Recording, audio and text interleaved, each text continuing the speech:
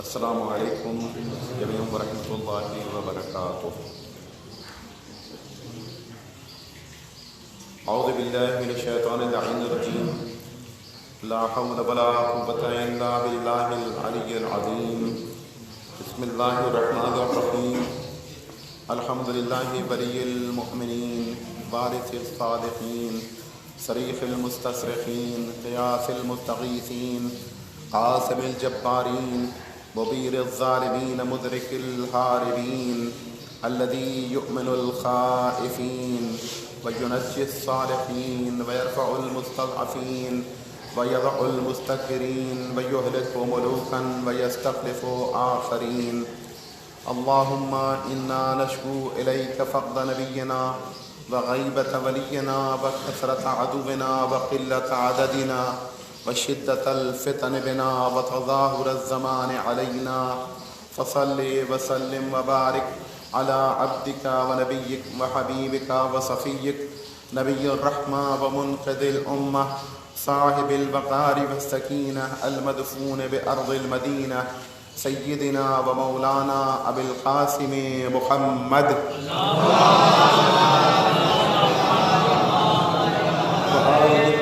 الطاهرين المعصومين المنتجبين المنتخبين المظلومين، ولعنة الله الدائمة الباقية على أعدائهم وغاصبي حقوقهم وقتلتهم ومنكري فضائلهم ومصائبهم أجمعين، من ظهرنا هذا إلى صباح يوم الدين. أما بعد عباد الله، أوصيكم ونفسي بتقوى الله.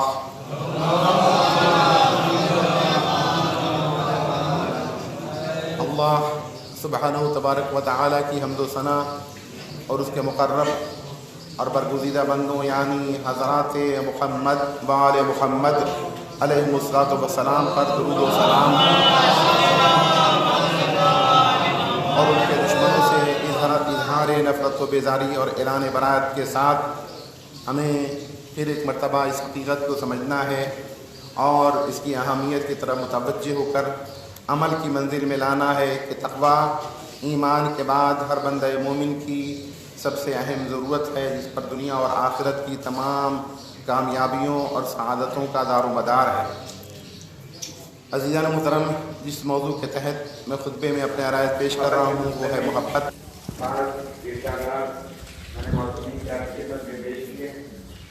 اور آج پھر مولانا امیر مومنان غالب کل غالب اسد اللہ الغالب حضرت امام علی بن ابی طالب علیہ السلام ایک ارشاد آپ کی خدمت میں پیش کرنے جا رہا ہوں، اور اس کے لیے اسی تمہید کو اپنے سامنے رکھیے گا کہ محبت خود بخود نہیں پیدا ہوتی ہے، بلکہ اس کے لیے کچھ محرکات ہوتے ہیں، کچھ اسباب ہوتے ہیں۔ جب وہ محرکات کہیں موجود ہوں تو پھر انسان خود بخود اس کی طرف راغب ہوتا ہے۔ جو چیز محبت کا سبب بنتی ہے اور انسان کے دل میں کسی کے لیے نرم گوشہ پیدا کرتی ہے، وہ اصل میں کمال ہے۔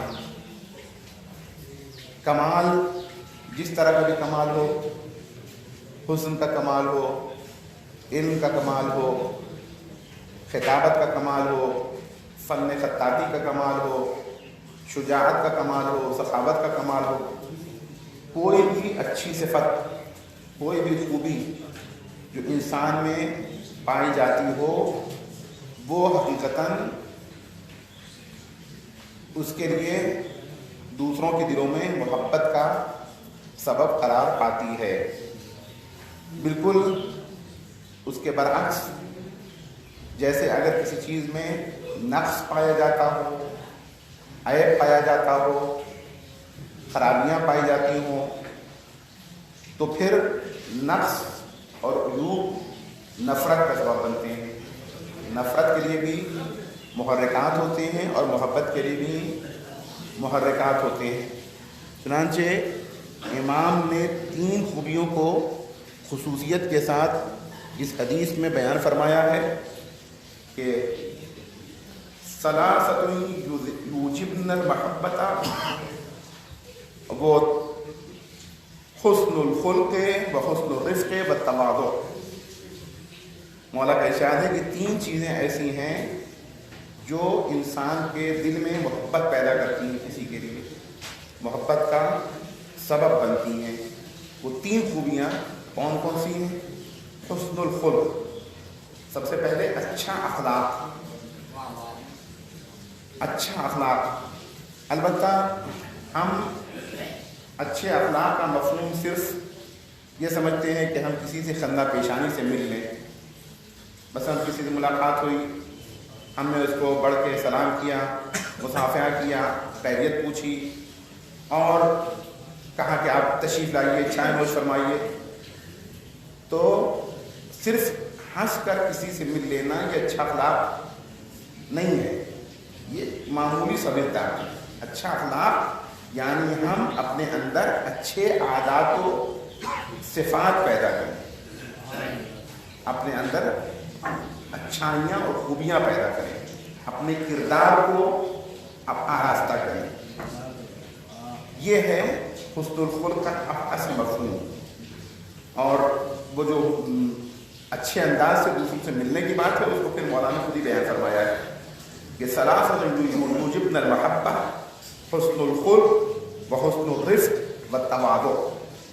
पहली चीज़ अच्छा अखलाक और दूसरी चीज़ हुस्न रिफ़ाक़त, यानी दूसरों के साथ, लोगों के साथ अच्छे अंदाज में मिलना जुलना, अच्छे अंदाज से उनसे मुलाकात करना, उनकी बेहतरीन रिफ़ाक़त, उनका साथ देना वगैरह वगैरह, ये भी दिलों में मोहब्बत पैदा करता है। हमारे लिए एक शख्स बेहद अजनबी था, लेकिन वो किसी मुश्किल में गिरफ्तार था, हम उसके काम आए, हमने उसका साथ दिया, हमने उसके साथ उसने रिफ़ाक़त का बर्ताव किया, तो ये बात खुद ब खुद हमारे लिए उसके दिल में मोहब्बत पैदा कर देगी। ये दूसरी चीज़। और तीसरी चीज़ इमाम ने फरमाया है वत्तवाज़ु, और तीसरी चीज़ जो इंसान के दिलों में मोहब्बत पैदा करती है वो है तवाज़ु, खाकसारी, यानी किसी के सामने अकड़ के न रहना, अकड़ के न मिलना, बल्कि झुक के मिलना, इनकिसारी के साथ मिलना। तो तवाज़ु के माना इनकिसारी के, लेकिन इसी के ज़हन में एक और मफ़हूम आता है तवाज़ु, जो आप जिसे उर्दू में भी इस्तेमाल करते हैं, खातिर तवाज़ु। मतलब कोई आपके घर आ जाए मेहमान, तो आप अच्छे अंदाज से उसकी पजीराई करें, अच्छे अंदाज से, जो भी आपके पास है, मिसाल के तौर पे आप अपने घर में उसे मेहमान रखें, उसे किसी अज़ियत का एहसास न होने पाए वगैरह वगैरह। तो ये भी तवाज़ु के दायरे में आती है बात।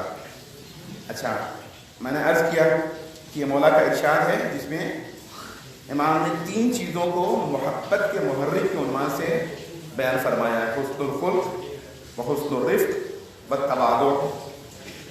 छठे इमाम का भी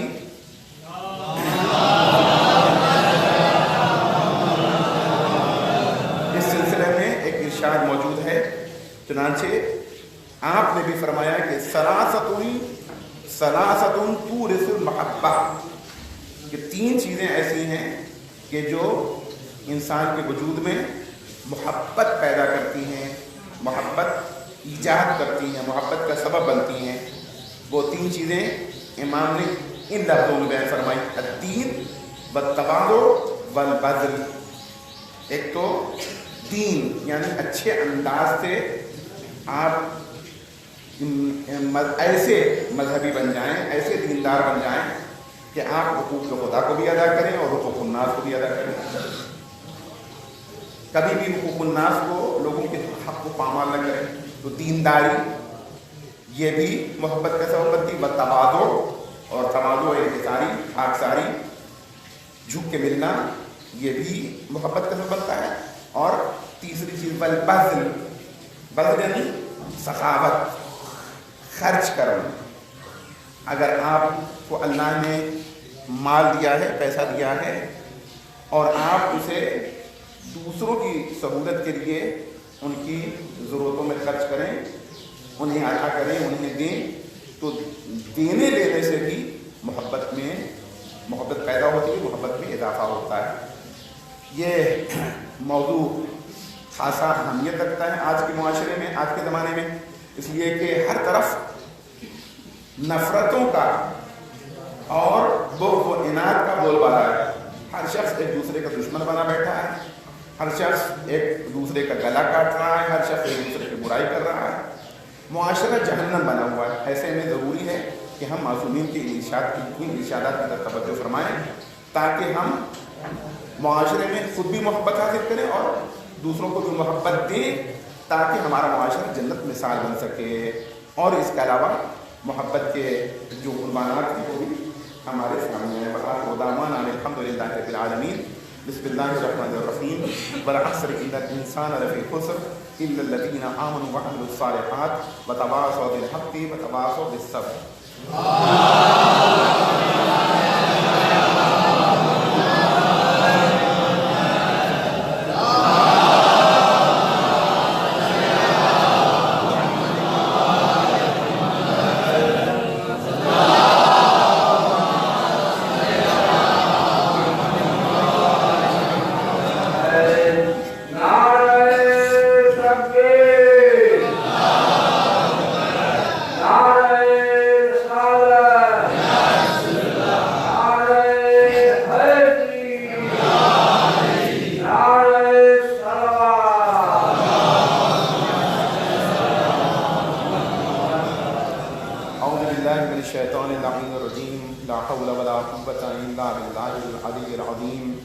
بسم اللہ الرحمن الرحیم۔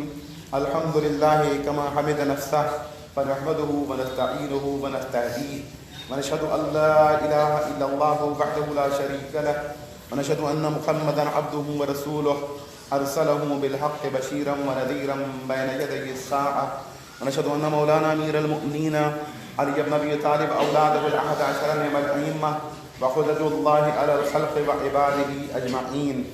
اللهم صل على محمد وآل محمد وبارك على محمد وآل محمد وارحم محمدا وآل محمد وترحم على محمد وآل محمد وتحنن على محمد وآل محمد كأفضل ما صليت وباركت وترحمت وتحننت على إبراهيم وآل إبراهيم إنك حميد مجيد وصل على جميع الأنبياء والمرسلين والشهداء والصديقين وحسن أولئك رفيقا۔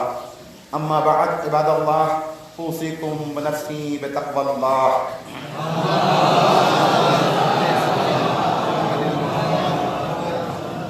حضرات، ماہ جمادی ثانیہ کا آخری اشرا شروع ہو چکا ہے۔ آج اس مبارک مہینے کی 22ویں تاریخ ہے، اور یہ تاریخ روزے نذر اور روزے دسترخوان حضرت امام حسن مجتبی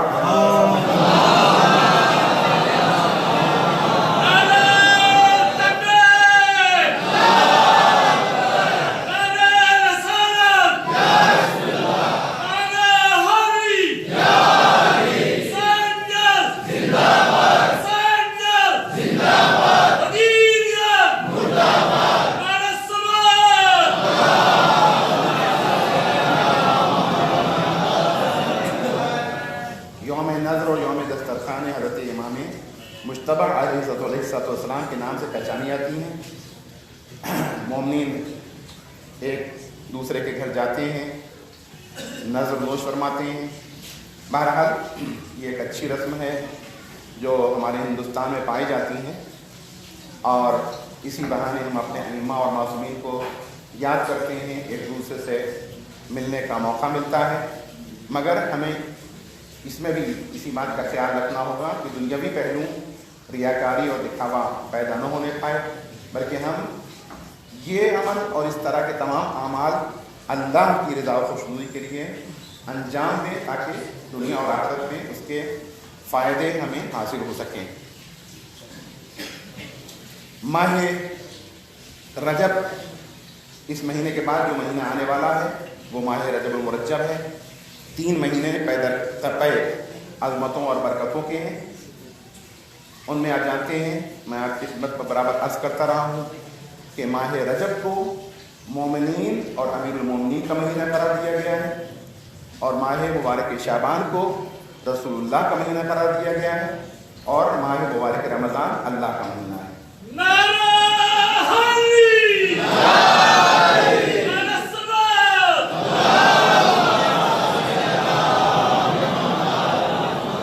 हमें अभी से अपने आप को इन तीनों महीनों के इस्तकबाल के लिए आमादा करना है और आमादा रखना है। और अगर हम ज़िंदगी में अब तक इन महीनों के हक़ नहीं अदा कर सके थे तो हमें अज़्म रखना है कि इंशाअल्लाह इस साल इन अज़ीम महीनों के बाबरकत महीनों के हुकूक़ हत्तल मक़दूर हम ज़रूर अदा करेंगे इंशाअल्लाह। इस सिलसिले में जो और दीगर बातें हैं, तफ़सीलात बाद में आपकी खिदमत में अर्ज़ की जाएंगी, लेकिन अर्ज़ कर दूँ कि माह रजब अपनी तमाम अज़मतों बरकतों के साथ साथ कई मासूमीन की विलादत का भी महीना है, और माह रजब और माह शाबान में महफिलें भी कसरत से होती हैं। यकीनन महफिलें कीजिए, महफिलों में शिरकत कीजिए, महफिलों की रौनक बढ़ाइए, इन सब को अपने सामने रखिए। मगर जो तारीख़ी और कदीमी महफिलें आपके बुज़ुर्ग और साबिक़ उलमा के अदबार से सरकार जवादुल उलमा के दौर से मिसाल के तौर पर मुनअक़िद होती चली आ रही हैं, उनको भी हरगिज़ फरामोश न कीजिए, और कोशिश कीजिए अपने अपने महल्लों में कि कोई भी महफिल इन साबिक़ और तारीख़ी महफिलों से न टकराए, न तारीख़ के एतबार से न वक्त के एतबार से। इस तरह की कोई पाबंदी नहीं।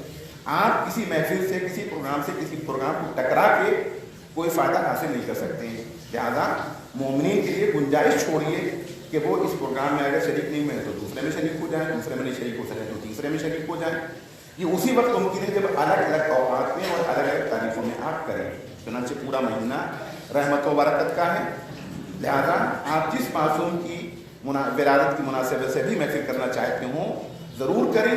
लोगों को दावत दें उसमें शिरकत की, शुराएं उसमें पढ़ें, महफिल हो, कसीदा खानी हो, सब कुछ हो, लेकिन ये आपस में एक दूसरे से तदाद न हो, टकराव न हो। इस बात का हमेशा ख्याल रखें। साथ तौर पर कदीमी सालाना महफिलें, ये कह के कोई उधर नहीं कि वो तो हमारे मोहल्ले का प्रोग्राम है, छोटी सतह पर होता है। अगर आपने इस प्रोग्राम की वजह से एक आदमी को भी उस मरकज़ी प्रोग्राम में जाने से रोक दिया तो समझिए कि आपने गोया ये अच्छा काम अंजाम नहीं दिया है। तो इन बातों को हमेशा हमें अपने जहन में रखना चाहिए कि प्रोग्राम से प्रोग्राम और महफिल से महफिल या मजलिस से मजलिस टकराने न पाए हत्तल मक़दूर। उसके अलावा एक बात मैं 12 रजब की महफिल के सिलसिले में आपकी खिदमत में अर्ज़ कर दूँ, वो ये है कि इन साल 12 रजब की महफिल में बाहर के शुआरा को नहीं बुलाया गया। 5, 7, 8, 9 नफ़र जो बाहर से आते थे लखनऊ वगैरह से, उनको दावत नहीं दी, सिवाय इसके कि वो अफराद 2-3 लोग की जो हमारे ख़ानदान से ताल्लुक़ रखते हैं, रिश्तेदारी वगैरह, अगर वो आ गए तो आ गए, वरना ख़ास तौर पर बाहर के लोगों को इसमें मदऊ नहीं किया गया है। और ऐलान भी किया गया है कि खाली ऐलान पोस्टर की हद तक नहीं है। इसलिए मैं कर रहा हूँ ताकि अहमियत उसकी आपकी नज़रों में हो। 7:30 बजे शुरू की जाएगी और 11 बजे ख़त्म कर दी जाएगी। लेकिन ये ऐलान उसी वक्त सही और दुरुस्त साबित होगा जब आपके इसमें ताआवुन हासिल।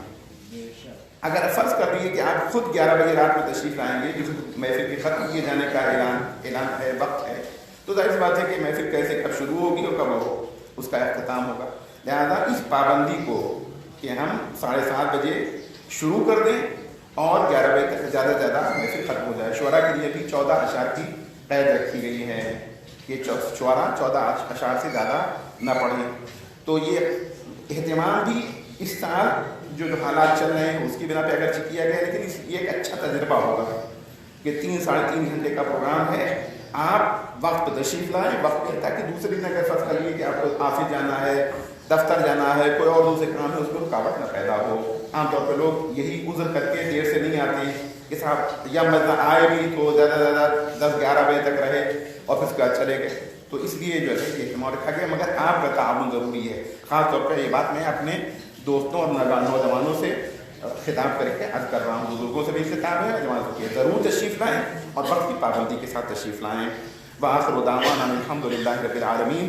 بسم الله الرحمن الرحيم قل هو الله أحد الله الصمد لم يلد ولم يولد ولم يكن له كفوا أحد بسم الله الرحمن الرحيم اللهم اغفر للمؤمنين والمؤمنات الأحياء منهم والأموات اللهم اغفر لوليك الحجة ابن الحسن العسكري صلواتك عليه وعلى آبائه في هذه الساعة وفي كل ساعة وليا وحافظا وقائدا وناصرا ودليلا وعينا حتى تسكنه أرضك طوعا وتمتعه فيها طويلا.